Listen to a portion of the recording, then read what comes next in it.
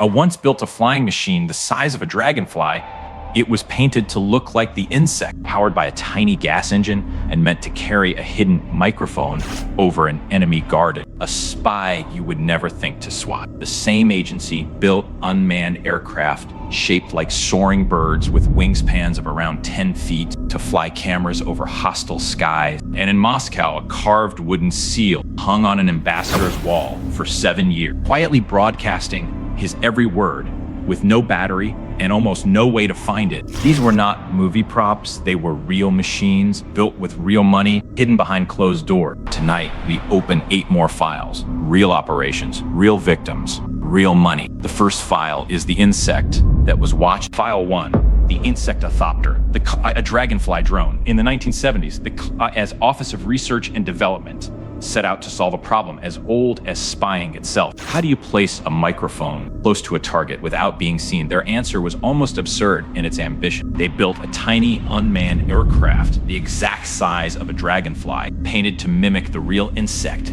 down to its wings and body. A miniature fluidic oscillator drove the wings to provide both lift and thrust, with extra push from gas vented out the rear, while a laser beam was used to guide it and carry back the audio. The plan was for this mechanical insect to carry a listening device to a target and settle in unnoticed. The engineering worked, but the world did not cooperate. A light crosswind was enough to knock the fragile craft off course, and the technology to truly fly and guide something so small was decades away. The project was shelved. The Insectothopter stayed a secret until the KA itself put it on public display, and you can see the actual artifact today at a museum in Memclean. Sabrina, the next file is a gift that listened. File 2, The Thing, the Great Seal Bug. In 1945, a group of Soviet schoolchildren presented the United States ambassador in Moscow with a beautiful hand-carved wooden replica of Great Seal of the United States. It was a gesture of friendship, and the ambassador hung it proudly in the study of his residence. It stayed there for about 7 years. What no one knew was that hidden inside the carving was one of the most ingenious eavesdropping devices ever made. It had no battery,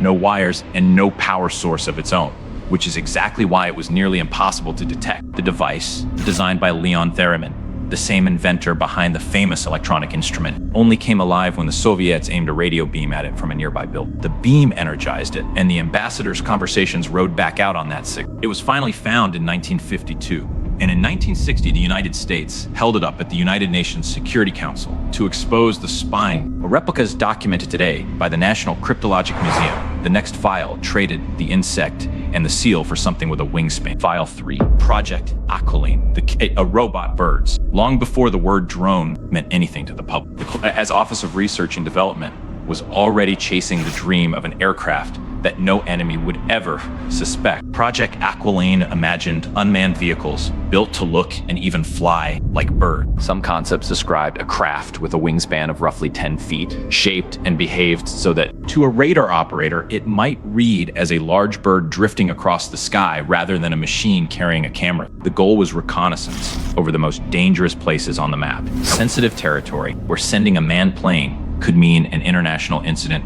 or a dead pilot. AQUILINE was meant to glide in quietly, photograph what mattered, and slip away as just another shape on the horizon. The program ran from the mid-1960s into the early 1970s before it was set aside, and according to the declassified accounts, surviving airframes were reportedly stored at the secret Nevada test site known as Area 51. We know about it today because as own documents were released through its FOIA reading room. The next file moved from the air into the typewriter on a diplomat's desk. File 4, Project GUNMAN, the first keystroke logger in 1984, then pulled off one of the strangest counterintelligence operations of the Cold War. Acting on a tip, the United States secretly flew tons of typewriters and other equipment out of its embassy and consulate in the Soviet Union and back home to be examined. There, investigators raid the machines one by one, hunting for something they could not yet name. Inside 16 Selectric typewriters, they found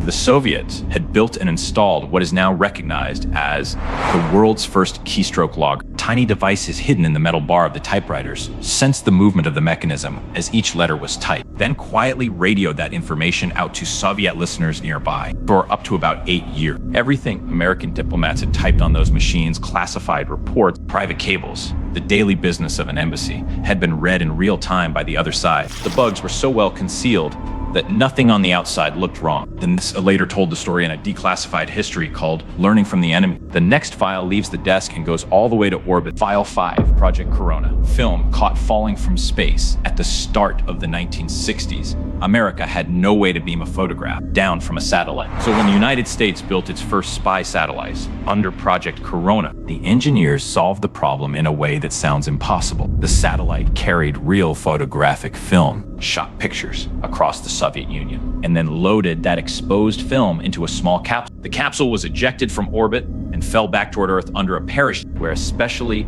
equipped aircraft trailing a hook literally snatched it out of the open air in mid-descent. If the plane missed, a ship would try to recover it from the ocean for about a decade. From 1960 to 1972, this system quietly photographed Soviet missile sites and military bases from space, and the public had no idea any of it existed. The whole program stayed secret until it was declassified in 1995 by executive order. Today, more than 800,000 of those satellite images are public, and the Smithsonian's National Air and Space Museum holds an actual Corona camera and a film return cap. The next file took the same idea and built it the size of a school bus. File 6, Project Hexagon.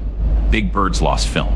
If Corona-proofed film could be flown home from space, Hexagon made it enormous. This reconnaissance satellite was so large, it has been compared to a school bus, and it carried an astonishing amount of photographic film, by official accounts around 60 miles. Feeding multiple return capsules. Nicknamed Big Bird, it was among the most ambitious eyes the United States ever put in orbit. Mapping vast stretches of the planet in extraordinary detail, but the system depended on those capsules surviving the fall, and in 1971, one of them failed. A capsule's parachute did not work, and it plunged into the Pacific Ocean and sank to the floor. Carrying film, the United States could not allow the Soviets to recover. So the Navy sent a manned deep-sea craft, the Trest-8I, down to a depth of about 16,000 feet to find and retrieve that single capsule from the dark. They got it. Hexagon was officially declassified in 2011, and the deep-sea recovery story was released by the KA the following year. A full Hexagon satellite is now on public display. The next file is not about machines in the sky. It is about a beam aimed at people. File 7, Project Pandora and the Moscow Signal. For years, stretching across the 1950s, 60s, and into the 1970s, the Soviet Union aimed a beam of microwave radiation at the United States Embassy in Moscow. It became known as the Moscow Signal. American officials eventually realized their own diplomats were being bathed in low-level microwaves day after day inside the building. Where they worked and lived, what the government did next is the part that still unsettles. Rather than immediately warning the people inside, the United States, working through a secret effort that included a DARPA program called Project Pandora, we widely studied what the radiation might be doing to human bodies and brain. For a long stretch, the embassy staff were in effect an unwitting experiment. Their exposure measured and analyzed while they went about their lives, unaware of the full picture. The purpose of the Soviet beam was never fully established, and the health questions it raised lingered for decades. Much of what we know comes from declassified State Department and DARPA records now held at the National Security Archive, and the matter drew the attention of a United States Senate inquiry. The next file leaves the embassy behind and aims for the moon. File 8, Project Horizon, the Army secret moon fort in 1959, before any human had ever left Earth orbit. The United States Army put together a serious, detailed study with a staggering goal. It proposed building a permanent, manned military base on the surface of the moon, with the aim of having it established by the mid-1960s. This was not a sketch on a nap. Project Horizon was a multi-volume report that worked through how to transport men and material, how to construct and supply the outpost, and how a small garrison of soldiers would actually live up, and it was unmistakably military. The plan treated the moon as potential high ground in a nuclear aid, and it included thinking on how troops might fight and survive in lunar conditions. An outpost armed for a war that would be waged in space. The timeline and the cost made it unrealistic, and the United States space program ultimately took a civilian path under NASA. So the lunar fort was never built, but the report was real, and it survived. The declassified Project Horizon study, complete with the Army's own concept drawings at the base, is public today. These are the 8 8 machines, 8 ideas, each one stranger than the last. An insect that flew on a jet of gas, a wooden seal that listened without a battery, birds with cameras, typewriters that betrayed every word, and film snatched out of the sky and pulled up from the bottom of the ocean, a beam aimed at sleeping diplomats, and a plan to garrison soldiers on the moon. Some of these failed, some of them worked far better than anyone outside the secret world ever imagined. What ties them together is not whether they succeeded, it is that they were dreamed up at all, funded, built, and hidden, until a museum case or a declassified file finally let the rest of us see them. These are the machines they were eventually willing to show. Come back and we will open the next